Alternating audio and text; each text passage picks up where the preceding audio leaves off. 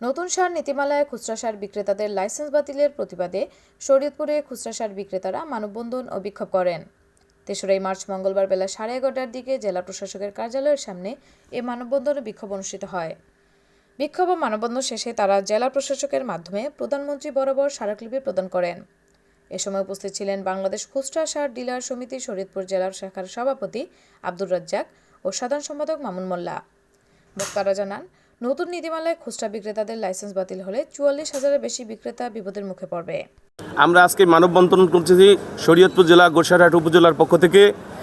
আমরা খুচরা সার বিক্রেতা আমাদের খুচরা সারের যে লাইসেন্স দিয়েছে সেই লাইসেন্সটি পূর্ণ বহাল রাখার জন্য আমাদের প্রধানমন্ত্রী জনাব তারেক রহমানের কাছে আমাদের একটাই দাবি এবং শিল্পমন্ত্রীর কাছে একটি দাবি, কৃষিমন্ত্রীর কাছে আমার একটাই দাবি এবং কৃষি সচিবের কাছে আমার একটাই দাবি যে আমরা গ্রামের ৪৪,০০০ খুচরা বিক্রেতা, খুচরা সার ডিলার ৬৪ জেলার আমাদের এই পরিবারের ভিতরে ২ থেকে ৩ কোটি লোকজন পরিবারের উপরে নির্ভরশীল, যে আমরা খুচরা সার বিক্রেতারা এই পরিবারগুলোকে খাদ্য নির্ভর করি। কিন্তু এখন এই মুহূর্তে যদি আমাদের খুচরা সারগুলো ডিলারগুলো বাতিল করে দেওয়া হয় তাহলে আমাদের এই মা বোন, আমাদের ছেলে সন্তান সময় না খেয়ে মরবে। বিগত একবার মানববন্ধন করেছিলাম, সরকারের কাছে আমরা আকুল আবেদন জানাইছি। আবার আমরা এই নতুন সরকারের দ্বার প্রান্তে আমরা আসছি।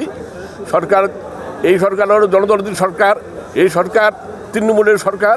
তাই আমরা আবার আহ্বান জানিয়েছি যে হঠাৎ করে ওই তত্ত্বাবধায়ক সরকারটা আত্মঘাতী সিদ্ধান্ত নিছে, এই সিদ্ধান্ত জানি পুনরায় সিদ্ধান্ত নিয়ে আমাদের গ্রামগঞ্জে যেভাবে বিগত দিনের সার আমরা সরবরাহ করে আসছি এখনও জানি আমরা সরবরাহ করতে পারি এবং আগামীতে জানি এই গ্রামগঞ্জে কৃষকদের আর কোনো কষ্ট না হয়।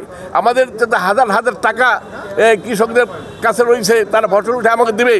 আমরা যদি সার বিক্রি না করতে পারি আমরা ওই টাকা উঠাইতে পারবো না। তাই আমাদের সরকারকে অনুরোধ, সরকার যেন এই তৃণমূলের খোঁজ খবর নিয়ে আমাদেরকে পুনরায় সার বিক্রি করার জন্যে আমাদের সুযোগ দেয়। আমরা যারা খুচরা সার ডিলার আছি সারা বাংলাদেশে আমরা ৪৪,০০০-এর মতন এই খুচরা সার ডিলার ব্যবসায়ী আছি। আমাদের মাধ্যমে কৃষকদের সুযোগ সুবিধা এতটুকু হয়। আমরা এই ৪৪,০০০ লোক সারা বাংলাদেশে এই যে সারের বিকেন্দ্রীকরণ করা হয়েছে, কৃষকের সুবিধা হয়েছে, কৃষকের অনেক হয়েছে, আমাদের অনেক ক্ষতি হয়েছে। কেন আমরা কৃষককে বাঁচাইতে গিয়া আমাদের নিজেরা অনেক লোক দিয়ে একজন এই খুচরা সার ডিলাররা মানে আমরা ২০,০০০, ৩০,০০০, ৪০,০০০, ৫০,০০০ পর্যন্ত আমরা কৃষককে বাকিতে থাকি। এইটা শীতের সময় বাকি দেই, পরে আমার টাকা নেই। এই টাকাটা আমরা আমাদের নিজের থেকে আমরা গরিব মানুষ, আমাদের বউ পোলাপান নিয়ে আমরা এই ব্যবসা করছি। বিগত ১০ সাল থেকে আমরা এই ব্যবসা করে আসছি। যখন সার নিয়ে সংকট ছিল, সার নিয়ে যখন বিশৃঙ্খলা ছিল, তখন সরকার আমাদেরকে এই নিয়োগ দিয়েছিল। তারপর থেকে এই পর্যন্ত আমরা সুশৃঙ্খলভাবে এই সারটা বিতরণ করে আসছি। বিগত সরকার আমাদের লাইসেন্স দিয়েছে, সরকারের আইন মান্য করে আমরা সরকারি কোষাগারে ৩০,০০০ টাকা জমা দিয়েছি প্রতিটা ডিলারে এবং এ যাবৎকাল আমরা সুন্দরভাবে এই ব্যবসা করে আসতেছি।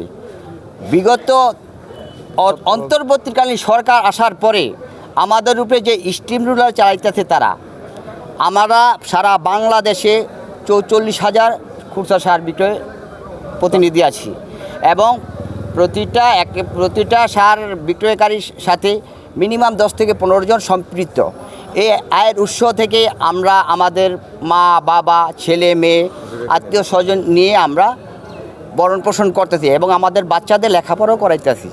তো এখন এই যে অন্তর্বর্তীকালীন সরকার এসে যে আমাদের এই যে রুজির এবং রুটির অধিকার কেড়ে নিচ্ছে, আমরা বর্তমান সরকারের মাননীয় প্রধানমন্ত্রী জনাব তারেক রহমান সাহেব এবং কৃষিমন্ত্রী মহোদয়ের কাছে আমাদের আকুল বিনীত নিবেদন এই যে আমাদের এই খুচরা সার ডিলার পুনরায় বহাল রাখার অনুরোধ জানাচ্ছি।